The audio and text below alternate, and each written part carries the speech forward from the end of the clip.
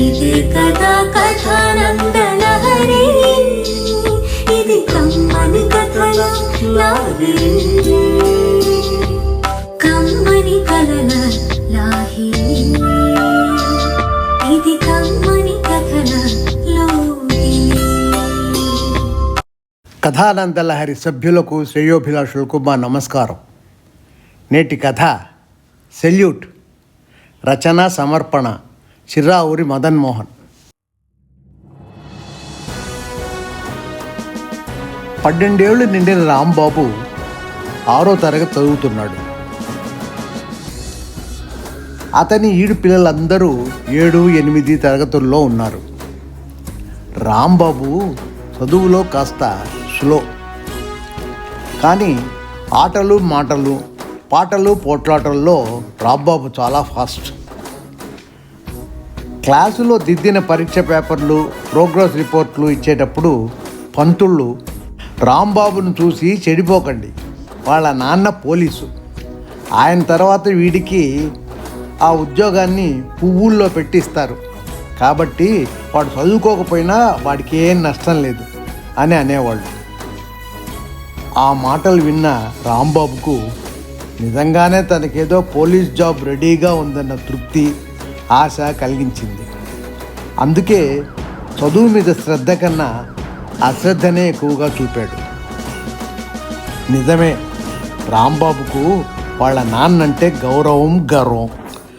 ఆయనతో మార్కెట్కి వెళ్తే ఐస్ ఫ్రూట్లు ఫ్రీ, హోటల్లో టిఫిన్, కూల్ డ్రింక్ ఫ్రీ, ఇంటికి కూరగాయలు, చిన్న చిన్న సరుకులు ఫ్రీగా ఇస్తారు.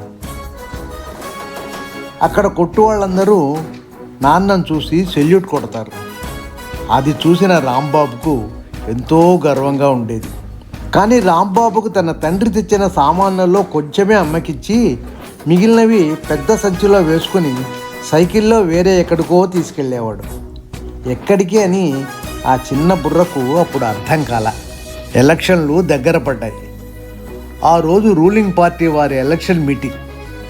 పోలీస్ శాఖ మంత్రి తన నియోజకవర్గంలో మీటింగ్కి వచ్చి మాట్లాడబోతున్నాడు. ఇంకా కొందరు పార్టీ కార్యకర్తలు, కౌన్సిలర్లు హాజరు. ఇక పోలీసుల దగ్గర చెప్పాలా, కానిస్టేబుల్స్ దగ్గర నుంచి ఐజీ దాకా అందరూ హాజరు.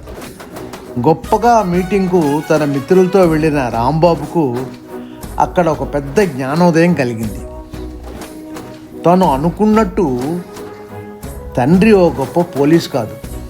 సబ్ ఇన్స్పెక్టర్ వస్తే అతన్ని చూసి సెల్యూట్ కొట్టాలి, అలాగే ఇన్స్పెక్టర్ వస్తే అతనికి సెల్యూట్ కొట్టాలి, సర్కిల్ ఇన్స్పెక్టర్కి, డిఎస్పీకి, ఎస్పీకి, ఐజీకి, చివరికి మినిస్టర్కి, ఎవరిని చూసినా సెల్యూట్ కొట్టాల్సిందే. రాంబాబుకు చాలా అవమానం వేసింది.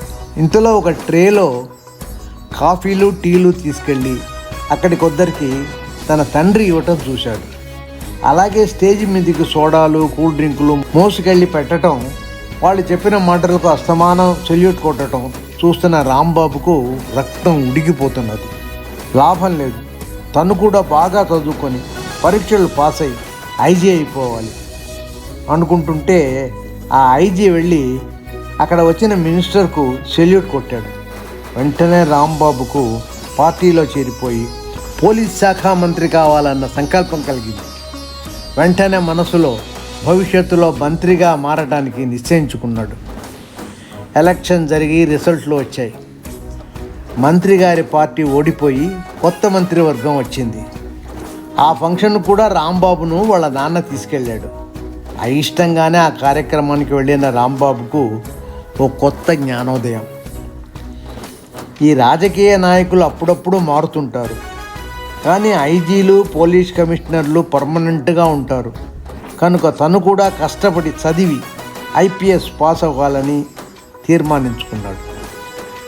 12 సంవత్సరాలు కష్టపడి ఐపీఎస్ పాస్ అయి ఎస్పీగా తన ఊరికి వచ్చిన రాంబాబుకు తన తండ్రే మొదటి సెల్యూట్ కొట్టాడు గర్వంగా. నేటి కథ సెల్యూట్.